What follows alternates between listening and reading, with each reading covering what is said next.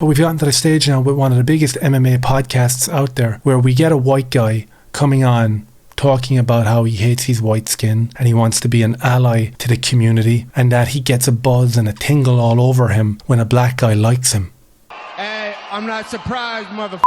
So I've had a bunch of people asking me about the Forrest Griffin appearance on the Jaxxon Podcast, that whole 5-minute humiliation ritual that he actually partook in. And I wanted to give it a little bit of time just to see how it played out, just to see were the theories that were floating around out there actually true. Was it going to come to fruition that the UFC sent him in there as a plant to try deflect from the negative energy of the Bryce Mitchell situation? Or maybe it might have been the fact that he was having some sort of medical issue like a stroke or some sort of CTE related incident. It was none of them, and it was literally just what the majority of white people do on a daily basis when they're in their coffee shops, when they're standing up outside their schools, or when they're in their conference calls or in their meetings at work. They usually do everything in their power and literally fall all over themselves just to denigrate their own people. It's an amazing tactic used by the globalists, if you want. With the results of this brainwashing, you have a very large portion of the populace who hate themselves. And in fact, if you look around at ethnicities or races throughout the world, white people are the only people that hate themselves this much. You never see the Chinese community in lower Manhattan asking, wishing and pleading with the government for more diversity into their neighborhoods. Please, please just bring some more white people and Muslim people over to Chinatown. We'd absolutely adore it and we'd slurp it up. You'd never see that. And the same goes for the Muslim community, the same goes for every other ethnicity out there. But as I said, it's a sad state of affairs that this is who and what Forrest Griffin is. Before we watch this humiliation ritual, if you could do me a favor, maybe like and share and subscribe to the channel. Turn on the notifications, because I get a lot of comments from people saying that they're no longer notified, or in fact that they're no longer even subscribed, which is interesting. And I've had conversations this week with people at Google and I've been assured that none of that happens. Absolutely not. No such thing as shadow banning. So if you could give me a hand and just jump over there and try push it out, I'd really appreciate it. Cheers. Give me 5 minutes. I want 5 minutes. I want to do a little thought experiment. And I think if I can pull this off, we'll all be on the same page. Okay. I think, all right, so real question. Do you ever think when you meet a pale skin like myself that pale skin? I'm not really white. Okay, pale skin. I'm kind of pinkish. I didn't hear what you said, pale skin. Like if a pig got a sunburn, that's kind of what I look like. Not by choice, but you get what you get. Yeah. Same color as the pussy. In your face, like that. Oh, yeah. No, that is. That's just me being old and pale skin. So, serious question. Do you ever think people that look like me did horrible shit to people that look like you for hundreds of years? Do I think about that? Yeah. It's true, but I don't think about it. Okay. On first viewing of this ritual, this is the point where I absolutely lost my mind. I actually do like Rampage Jackson. He is the standout on this podcast. Bear is what he is. We covered that already. You can see him because I do believe that this is one of the first podcasts back after the Bryce Mitchell debacle that he's just uncomfortable and he's like, we're not even kicked into this interview yet, and this guy is looking for 5 minutes to talk about racism. Oh my God, how am I going to manage this? Am I going to have to pull this one as well? And right off the bat, with the first couple of sentences from Forrest Griffin, you're thinking, okay, what is this? Like, what in the name of God is going on here? And he says that for hundreds of years, my people did horrendous things to your people. Do you think about that? And Rampage is like, that's true, but I don't think about it. Which was a good answer, I guess, to an extent. He was 50% there. And you can tell that Rampage didn't want to engage in this ridiculous conversation anyway. And we'll get back to this horrendous stuff that was inflicted upon Rampage's people by Forrest Griffin's people in a second. We'll dip into that. I do realize that. Like, you talk about generational trauma, shit like that. I realize that, I'm about as white as they come, right? People that look like me did horrible shit, in even under color of law, to people that look like you. I realize that. And so, for me, there's a gap, like not a hesitancy, but you talk about people like, I want to be what do they call them? An ally? Well, I don't want to be an ally. I want to be kind of an advocate for pale skinned people. Like, look, horrible shit happened, but, we would like to make allowances for that and move forward. And so when somebody of darker skin likes me, I really get fired up because I'm like, hey, look, they were able to look past all the horrible shit that happened. And, I think you have like atomic bombs and then you have slavery, and slavery wins. Oh, boys, we've got a lot to unpack there. Atomic bombs and slavery. 2 of them are fake and retarded. But anyhow, imagine being that guy who gets extremely excited when a black lad likes you. You know, you're walking into a cafe to grab an old latte with your short jeans and your ankles exposed, and you hold the door for a black lad and he says, "Cheers, thanks for that, pal." And you're like, I'm made up for the day. You're getting them tingles inside. As a big, huge, white cage fighter who was one of the best to ever do it within the octagon. And you're excited because some black lad likes you. Wow.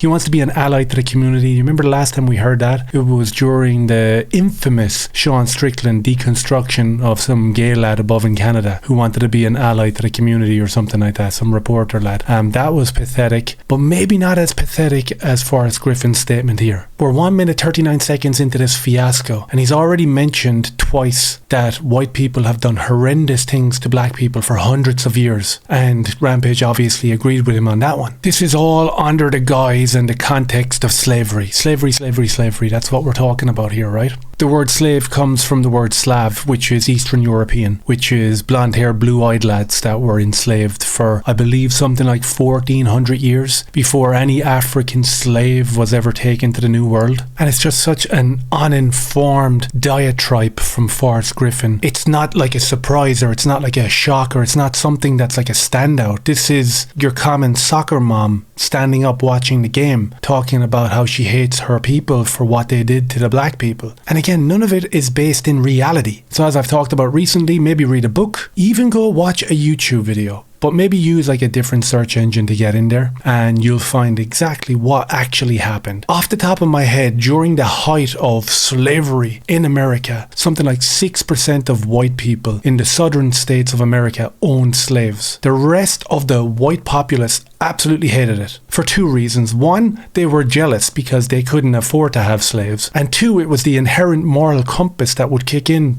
with regular people, and they would look at this as being disgusting, which it was. So this preconceived, premeditated garbage that he's rolling out here about hundreds of years my people did this to your people, it's bullshit. It's just bullshit, simple as that. And Forrest talks about this whole slavery thing as if white Europeans invented it at the beginning of the New World, when everyone was just settling into their new states across America. White people decided out of the blue to just become slave owners. A whopping 6%, by the way. And as I said, for like 1500 years, this has been a booming business for Arabs and Muslim people coming to Europe, taking the Slavic people, and eventually making their way over to Africa. And I don't know whether Forrest is in the know. It's real easy to find. It's very Googleable, if that's even a word, that the African slaves that made their way to the New World were sold by African lords. These boys would go and round up the natives and bring them to the ports for Arabs, and you can say Europeans to a certain extent, Jewish Europeans maybe, and they shipped them over to the New World. Again, it wasn't exclusive for these Muslim lads or for the Jewish lads or the European lads to take slaves. The precious, beautiful and peaceful indigenous Native Americans were enslaving each other for hundreds of years. This is in between their hobby of slaughtering en masse rival tribes. They kept slaves as a hobby, we'll say, as a peaceful hobby, if we're to believe every single article that comes out about the Native Americans. So even the most peaceful victims, the Native Americans, kept slaves, dealt in the slave trade, and as I said, had a hobby of viciously slaughtering rival tribes. Peaceful enough though. But we've gotten to the stage now with one of the biggest MMA podcasts out there, where we get a white guy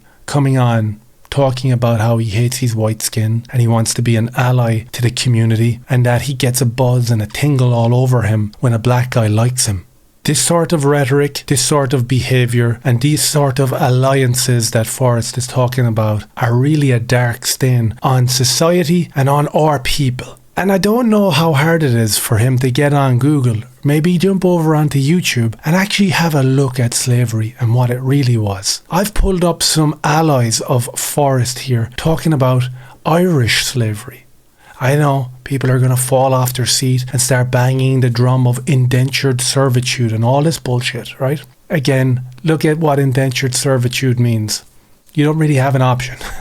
You don't have an option. You can either die on the side of the ditch eating grass because you're so hungry, or you can become a slave and be shipped over to America. And it kind of triggers people. It really does. Because what would happen in the Deep South, where slavery was so widespread amongst 6% of the people, you got to a stage where black people were allowed to buy their freedom. And before you knew it, 28% of black people that were free owned slaves, which were not only African slaves, but they were white Irish slaves as well. Could you believe it? Black slave owners. Oh my God, he's triggering the algorithm. We have to shut him down. Here we have some allies of Forrest Griffin that I thought we should bring up. They're the most famous black slave owners. No need to read into it because we know what that means. It's pretty straightforward. Anthony Johnson is one of the main boys in this regime of enslaving white people. Ugh. Reparations maybe for the Irish? Is that something we can put out there? Anthony Johnson was there. Elizabeth Fraser Skelton was there. Willem Ellison was there. The list goes on and on here. The most famous African slave owners in the Deep South. These are the African lads who enslaved my beautiful Irish ancestors. Oof. I'm going to play the victim maybe. Or maybe I'll just keep quiet about it because no one will believe it. Let's have a little look over here on YouTube, which I'm sure Forrest and anyone else who agreed with him, there was probably 3 people, can pop over here and just type this in. Straightforward enough. I've pulled up a couple. There's literally hundreds of Forrest's allies talking about white slavery. Why is that I've never heard anything about that. I've never heard anything like that with, the Irish slave, and they seem to have had a really pretty rough history as well. A little bit of rough history there for the Irish slaves. What does this ally think of what happened to the Irish lads? I had no clue the Irish went through that. I had no clue they were treated that way. I had no clue that they were shipped from left to right and treated. Ay, what a world. What a world indeed. What about this lad? The Irish slavery. A lot of the time when people talk about slavery, they talk about black people. What I don't get is why there is not a lot of talk about this. There's a lot of talk about black history and slavery. The act is exactly the same in terms of people being forcibly removed from their place of origin and sold as commodity. Interesting take. No difference between the Irish slaves and the black slaves sold as commodities, actually worked together. Irish slaves were actually treated worse than the black slaves because they were less expensive. So it was easy to discard of them if they couldn't keep up with the whipping and the working.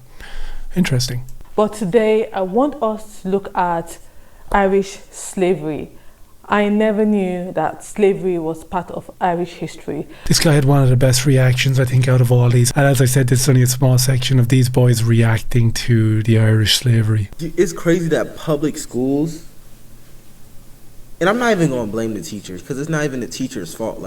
You only teach what's in the curriculum, so it's not like you can forcefully tell somebody this information without losing your job. So this is not an attack on teachers. This is not even an attack on principals. This is an attack on the people who are behind the scenes voluntarily leaving this information out.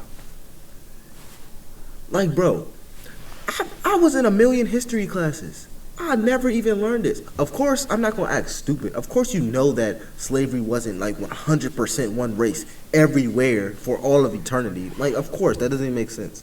But the fact that America had Irish slaves, and I had no idea. I wasn't the greatest student. I didn't sleep with my history book beside me, but I paid attention in class. I would remember this. But it just never came up. It coincidentally never came up in 5th grade, 6th grade, 7th grade, 8th grade, 9th grade, 10th grade, 11th grade, 12th grade, freshman year, sophomore year. It just never came up. So it coincidentally never came up in the school system. So we know why we have people like Forrest Griffin out there. But this is all common knowledge to people that would watch this channel, I'm sure. And if you think about this country, it was built off the back of slavery. That was initially the biggest financial cap. No, I mean, you look like you're in shock. This is just... Yeah, some people don't like... Let them No, talk. keep going. So I'm aware of that, and I appreciate that. So I'm definitely, so let's take that a step further, right? So there we are. I had the pleasure of interviewing Eric Dickerson, and he talked about growing up, you had to be twice as good as the white kids to get on the field. maybe more than twice, right? And so things aren't that bad as times pass, but my thought, and I could be wrong, again, this is what I think, not what I know. If we got a pale-skinned guy and a darker-skinned guy here, and they're both here, who do you think's getting the position? And what type of field? Sport, in any sport. Probably the dark-skinned guy. You think? What, if they the same? Yeah. Oh, okay. I guess I answered wrong. No, hey. So we have a dark skin and a light skin. Who's getting the gig? And Rampage is, of course, the black lad, because sports is literally dominated with black lads. Why wouldn't they get the gig? And he answers wrong.